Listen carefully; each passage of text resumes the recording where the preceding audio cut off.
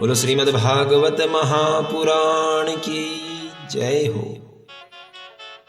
प्यारे श्रोताओं, हमने कल की कथा में श्रवण किया कि किस प्रकार से भगवान श्री कृष्ण का सर्वप्रथम महात्म्य में ध्यान किया और कहा कि सच्चिदानंद रूपाय विश्वोत्पत्त्यादि हेतवे तापत्रय विनाशाय श्री कृष्णाय वयं नुमः, कि हम उन भगवान श्री कृष्ण को प्रणाम करते हैं जिनका स्वरूप कैसा है, तो कहते हैं जो सच्चिदानंद स्वरूप हैं, जो सत भी हैं, जो चित भी हैं और जो आनंद भी हैं।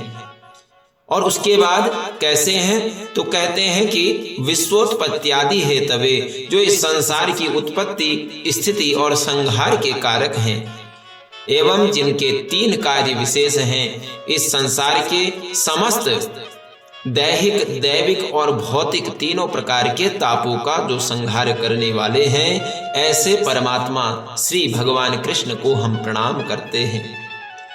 क्योंकि श्रीमद् भागवत महापुराण के वैसे तो देखा जाए तो सभी देवताओं का इसमें सम्यक निरूपण है, सभी देवताओं की कथाएं इसमें आपको प्राप्त होंगी, लेकिन फिर भी यदि श्रीमद् भागवत महापुराण के प्रधान देवता की यदि बात की जाए तो भगवान श्री कृष्ण, भगवान का बाल कृष्ण स्वरूप इसका मुख्य आराध्य देव माना जाता है।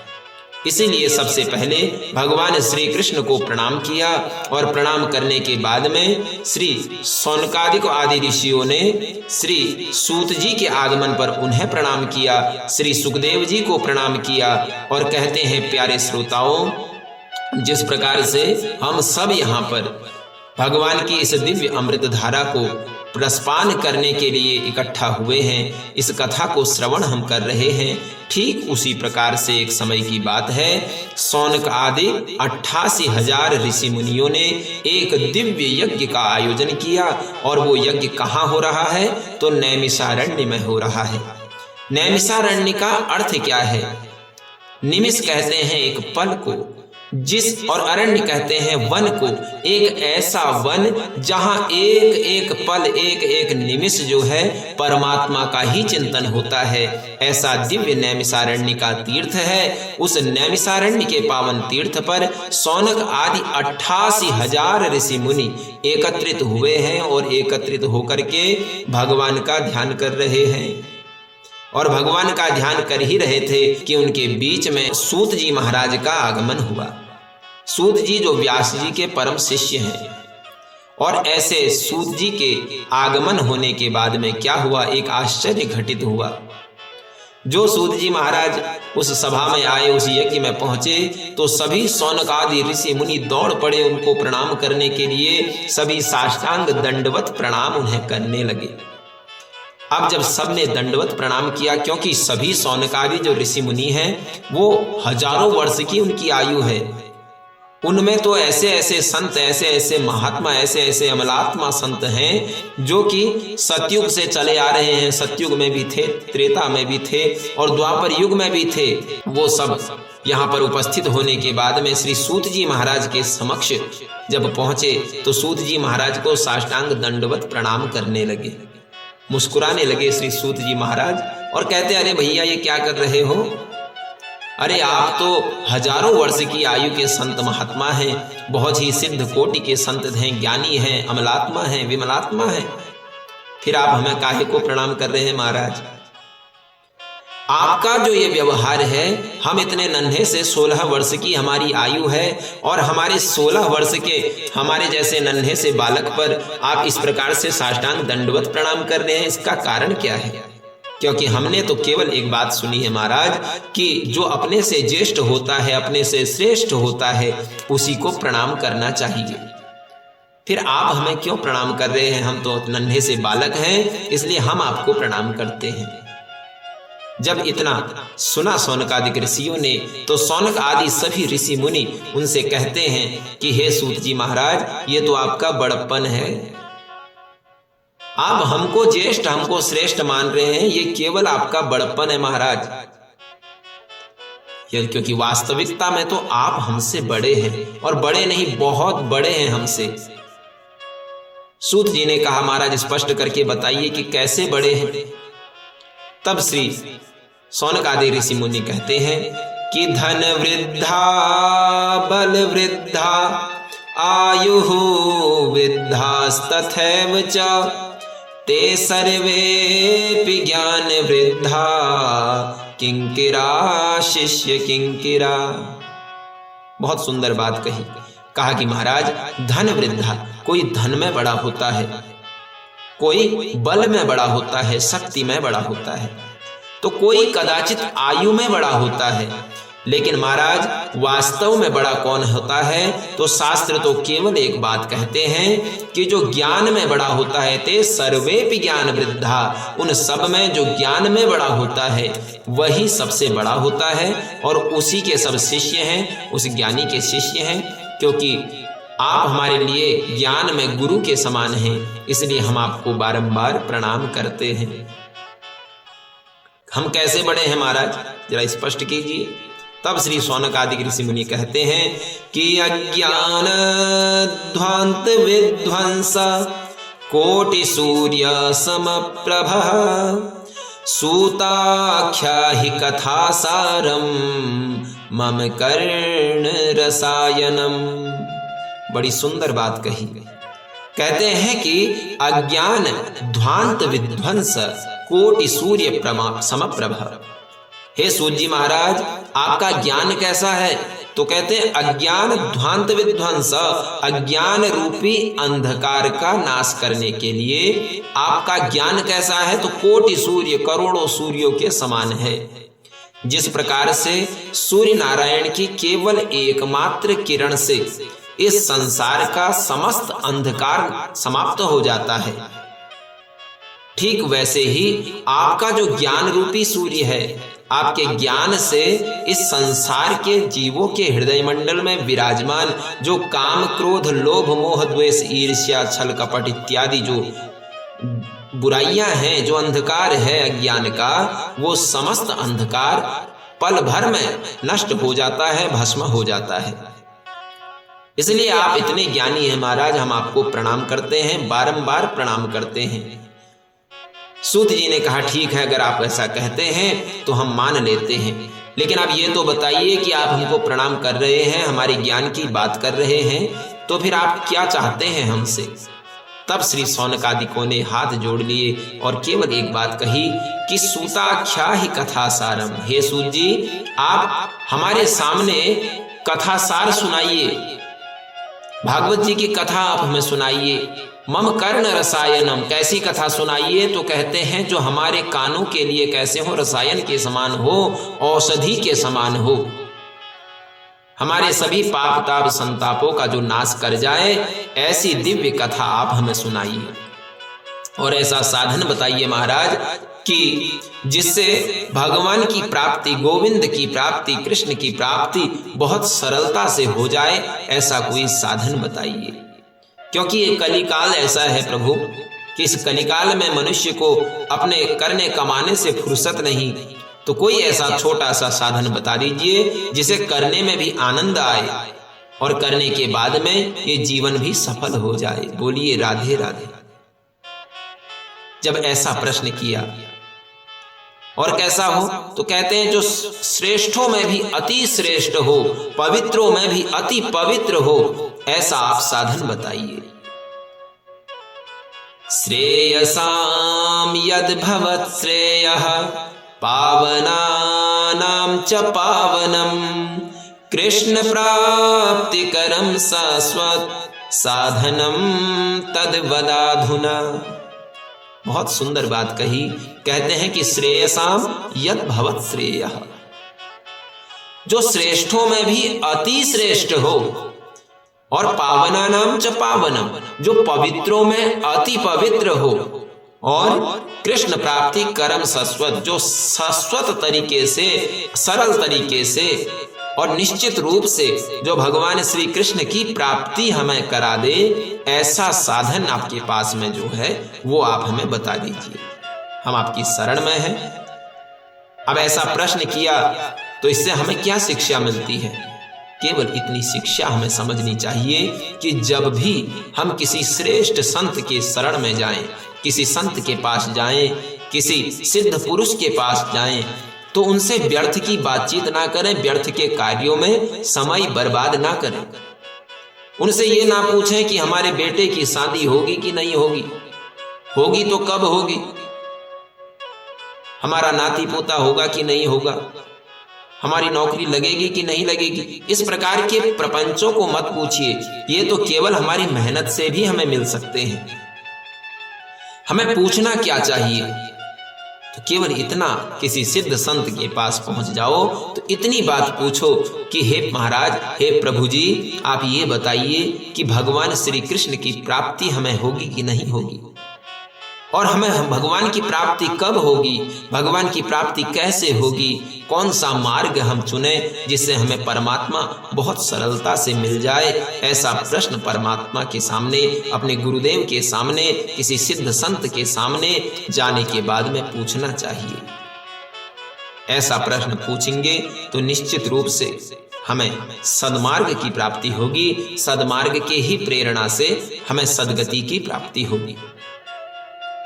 क्योंकि कहा गया है कि अन्न का कण और संत का क्षण कभी बर्बाद नहीं करना चाहिए। थाली में उतना लेना चाहिए जितना हम भोजन के रूप में ग्रहण कर सकें, उतना ही थाली में लेना चाहिए। जो व्यर्थ नाली में ना जाए, जिसे हम ग्रहण करें उतना ही अपनी थाली में लेना चाहिए। ठीक उसी प्रकार से संत से भी उतनी ही बात करो जिससे हमारा कल्याण हो जाए। व्यर्थ की बातों में संतों का समय और अपना समय बर्बाद नहीं करना चाहिए। इसलिए आज शौनकादिक जो ऋषि मुनि हैं, उन्होंने केवल एक प्रश्न पूछा कि महाराज सूत जी, आप हमें केवल इतना बता दीजिए कि परमात्मा की प्राप्ति, गोविंद की प्राप्ति कैसे होगी, आप ये बताइए। जो प्रश्न सुना, सूत जी महाराज ने गदगद हो गए, प्रसन्न हो गए, मुस्कुराने लगे और कहा कि हे शौनकादिको, आपने बहुत अच्छा प्रश्न पूछा है हमसे। आपने जो प्रश्न पूछा है वास्तव में इन संसार के जो संसारी जीव हैं उनके कल्याण की बात तुमने पूछी है। मैं बहुत प्रसन्न हूं तुम्हारे इस प्रश्न को सुन करके, क्योंकि मनुष्यों का वर्तमान में जो धर्म बन गया है, बड़ा विचित्र धर्म बन गया है। बाल्य अवस्था खेलकूद में बिता देते हैं, युवा अवस्था कमाने खाने में बिता देते हैं, और वृद्धावस्था रोग में ही बिता देते हैं। इस प्रकार से जैसे आए थे वैसे ही चले जाते हैं। पुनरपि जननम पुनरपि मरणम पुनरपि जननी जठरे शयनम। इसी वाक्य को चरितार्थ जीव करता ही चला जा रहा है, बार बार जन्म ले रहा है, बार बार मर जा रहा है, लेकिन मुक्ति को, मोक्ष को, परमात्मा को तो प्राप्त कर ही नहीं पा रहा है। क्योंकि ये जीवन कैसा है, ये जीवन कितना चलेगा, यदि इस पर बात की जाए, इस पर चर्चा की जाए तो शास्त्र में क्या लिखा है, काल व्याल मुख ग्रास त्रास निर्णास है तवे। क्या लिखा है, काल व्याल मुख ग्रास। ये काल रूपी जो अजगर है वो मुंह फैलाए हुए बैठा हुआ है, इस प्रकार से मुंह खुला हुआ है, और इसी के मुंह के रास्ते हम सब जा रहे हैं। अपने प्रतिदिन की दिनचर्या इस काल रूपी अजगर के मुख से होते हुए हम कर रहे हैं। अब न जाने ये अजगर कब अपना मुंह बंद कर दे और हमें उस मुख के अंदर बंद करके हमारे प्राणों की आहुति ले ले, ये कोई नहीं जानता। इसलिए जीव को चाहिए कि जितना जीवन मिला है, जब समझ में आ जाए बात, तभी से अपना उस वह सिद्ध, स्वयं सिद्ध मुहूर्त मान करके उसी समय से परमात्मा के चिंतन में लग जाए। अपने कार्यों को करना जरूरी है, अपने कार्यों को, अपनी जिम्मेदारियों को छोड़ना नहीं है, अपने कार्यों को भी करना है, अपनी जिम्मेदारियों को भी निभाना है, साथ में परमात्मा का आश्रय जरूर लेना है। जो इस प्रकार से जीवन में कार्य करता है तो वो कभी दुखी नहीं होता और मरने के बाद भी परम गति को प्राप्त हो जाता है।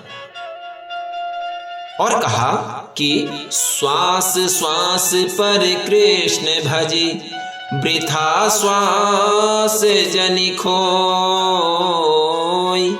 ना जाने या श्वास की आवत होय न होय, आवत होय न होय। बहुत अच्छी बात कही, कहा कि श्वास श्वास पर कृष्ण भजो। शौनकादिकों ने पूछा कि महाराज भगवान का नाम का आश्रय तो लेना है, लेकिन कब लेना है? तो कहते हैं ये कब की जरूरत नहीं है, क्योंकि जो सांस ले रहे हो प्रत्येक सांस में भगवान का नाम भी ले लो। जितनी सांसें हम दिन भर में लेते हैं उतनी ही हम परमात्मा के नाम की माला अपने अंदर लेते चले। सांसों की माला, जितनी सांसें उतनी नाम भगवान के जपते चले गए तो बहुत मालाएं हमारी इकट्ठा हो जाएंगी। तो जब अंत समय आएगा तो उस अंत समय में भी जो माला हमने इकट्ठा की है अपने अंदर, उसी का शब्द हमारे मुख से प्रस्फुटित हो जाएगा और वही कल्याण का कारण बन जाएगा। क्योंकि अंते यामति सागति, मृत्यु के समय जो मुख से जो मन से निकल गया वही अगले जन्म का कारण बन जाता है। ये शास्त्रों का नियम है। तो इसलिए हमें क्या करना है, प्रत्येक श्वास में परमात्मा का चिंतन करना है, परमात्मा का नाम जपना है। व्यर्थ की सांस एक भी मत गवाओ, क्योंकि ना जाने या श्वास की न जाने कौन सी सांस हमारी आखिरी सांस हो जाए, कोई जानता नहीं है। इसलिए प्रत्येक सांस को उपयोग में लाना जरूरी है। सदुपयोग समय का और अपनी सांसों का करना बहुत जरूरी है। जो इस प्रकार से कार्य करता है तो निश्चित रूप से परम गति को प्राप्त होता है। न हि कश्चिद क्षणमपि जातु तिष्ठन्त्य कर्म कृत, कार्यते ह्यवसः कर्म गुण ही स्वाभाविकैर्बलात्। यहां पर बताया कि मनुष्य की सबसे बड़ी भ्रांति क्या है, मनुष्य किस भ्रम में जी रहा है। तो मनुष्य का सबसे बड़ा भ्रम, सबसे बड़ी भ्रांति यही है कि वो जीवन भर जब से जन्म के बाद में होश संभाली तब से चिंता करता जा रहा है और चिंतन बिल्कुल नहीं कर रहा। उसे चिंता है कि कल मेरा क्या होगा, मैं पैसा कैसे कमाऊंगा, कैसी नौकरी होगी, कैसा विवाह होगा, मेरे बच्चे क्या करेंगे, ये सब चिंताएं हैं। लेकिन इन सब को सुधारा कैसे जाए और अपने इस मानव जीवन का उद्धार कैसे किया जाए, इस बात का चिंतन नहीं कर रहा है मनुष्य। और जब चिंता बढ़ेगी, चिंतन घटेगा तो निश्चित रूप से दुखों की ही प्राप्ति होगी, संताप की ही प्राप्ति होगी। लेकिन जब चिंता समाप्त होती है और जीव चिंतन करने लगता है तो चिंतन करने से उसको सन्मार्ग की प्राप्ति हो जाती है। इसलिए ऐसे कार्य करें जिससे चिंता घटे और चिंतन बढ़े। ऐसा कैसे होगा? तो ऐसा केवल परमात्मा का आश्रय लेकर ही हो सकता है। सूत जी कहते हैं कि भागवत रूपी कथामृत का श्रवण जीव करे, उसको सुने तो भागवत के द्वारा उसे अच्छा मार्ग प्रशस्त होगा और उसी मार्ग के प्रभाव से उसे सद्गति की प्राप्ति होगी। क्योंकि ये भागवत जो है ये कोई साधारण सी चीज नहीं है, कोई साधारण सा ग्रंथ नहीं है, कोई साधारण सी पुस्तक नहीं है, कोई साधारण सा लेख नहीं है। ये भागवत का कथामृत क्या है? ये कथामृत तो इतना दिव्य है कि कभी कभी भगवान को, देवताओं को भी यह भागवत सुनने का अवसर नहीं मिल पाता। देवता भी तरसते हैं इस भागवत कथामृत के लिए, क्योंकि स्वर्ग में भागवत कथामृत नहीं होता, स्वर्ग में तो केवल स्वर्ग का ही अमृत होता है। और उस अमृत के बदले में इस कथामृत को लेना चाहते हैं स्वर्ग के देवता, लेकिन उन्हें मिल नहीं पाता। हम तो बड़भागी हैं, हमारा भाग्य उदय हुआ है कि हम मनुष्य बने हैं और मनुष्य बनकर के कथामृत श्रवण करने का, कथामृत पान करने का सद सौभाग्य हमें प्राप्त हुआ है। और उसके बाद भी यदि हम परमात्मा के इस दिव्य कथामृत को ग्रहण नहीं कर पाते तो हमसे बड़ा कोई दूसरा अभागा हो नहीं सकता। क्योंकि एवं विनिमये जाते सुधाराज्ञा प्रपीयताम् प्रपाश्यामो वयं सर्वे श्रीमद्भागवतामृतम्।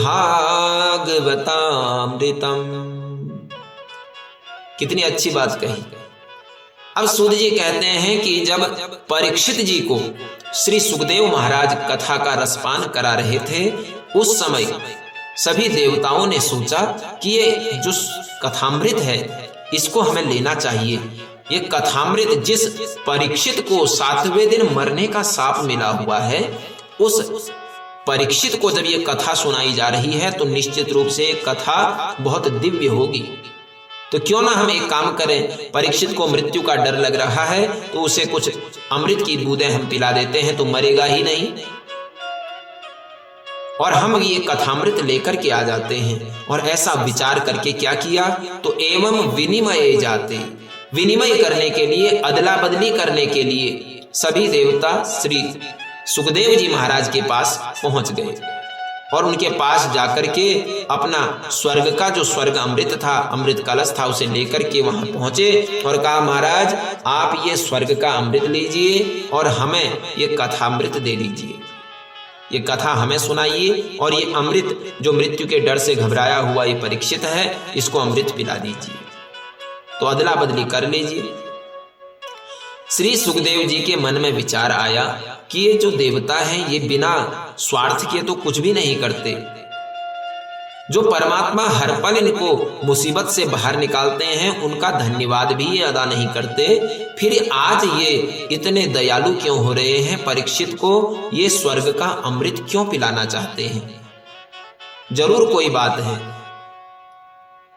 आखिर ये स्वर्ग के अमृत के बदले में क्यों कथामृत लेना चाहते हैं, इस प्रकार से मन में विचार करने लगे।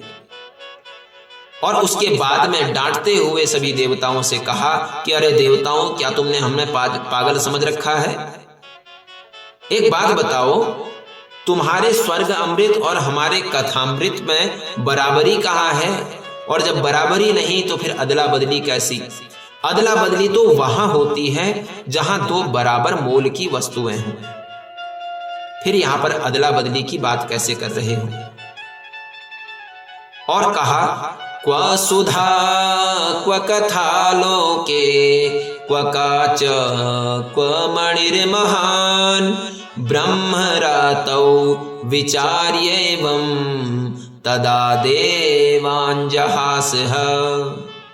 कहा कि क्व सुधा क्व कथा लोके, कहां तुम्हारा ये स्वर्ग का अमृत और कहां हमारा कथामृत।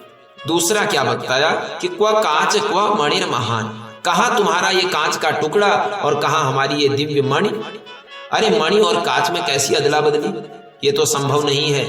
इस प्रकार से ब्रह्मरात जो हैं, जो सुखदेव जी हैं, इन्होंने विचार किया और सभी देवताओं को वहां से डांट करके भगा दिया। उनसे कहा कि हम तुम्हें ये कथामृत नहीं दे सकते। क्यों नहीं दे सकते? तो कहते हैं कि स्वर्ग अमृत और कथामृत में कोई बराबरी नहीं।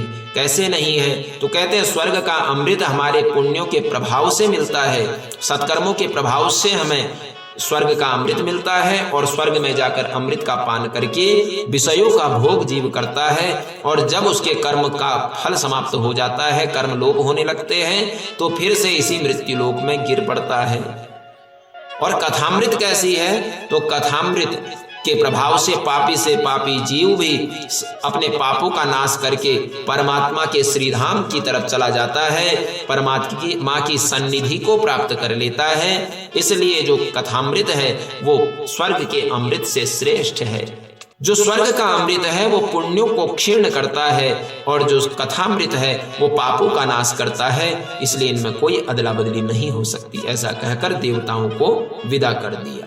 उसके बाद क्या हुआ ये हम अगली वीडियो में आपके सामने लेकर के आएंगे। तब तक के लिए जय जय श्री राधे श्याम।